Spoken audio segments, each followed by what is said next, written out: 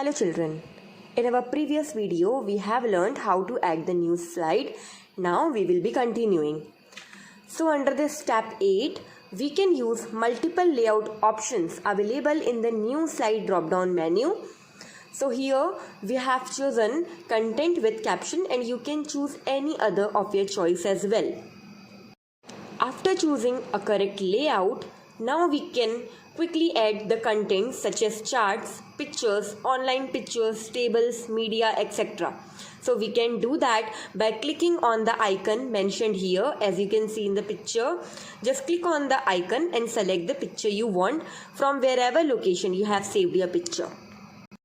There is another method also. Click on the insert tab and then insert the picture as shown in the image. Here I have chosen the picture tom.png which is saved in my desktop, and then I'll click on the insert button. And see, I got the image like this.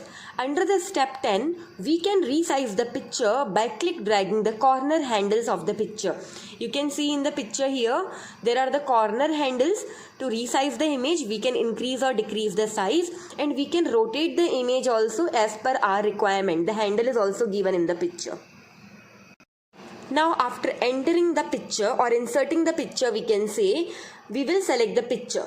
As we click the picture tools gets activated. Now we can apply different styles like cropping, drop shadow, some artistic effects. So see here I have given an artistic effect and see how the picture of Tom looks like. Step 12. You can add more slides by using the steps explained, that is by pressing the new slide option or by clicking the Ctrl and M together. You will get the new slides as per your requirement. Step 13. Now we have added the content because our layout was such that one image will be inserted, one heading is there and some content is there. So we have added, but still it somewhat looks boring and dull, so we can add some designs and make it look attractive.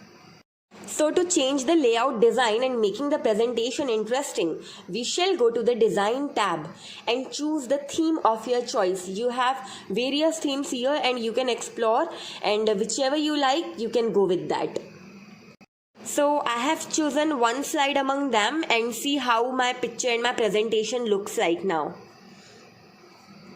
In this way we have understood many other things. Now some quick things to learn: how to add new slides that we have learned previously also. You can either press Ctrl and M or just go to the home tab and click the new slide button.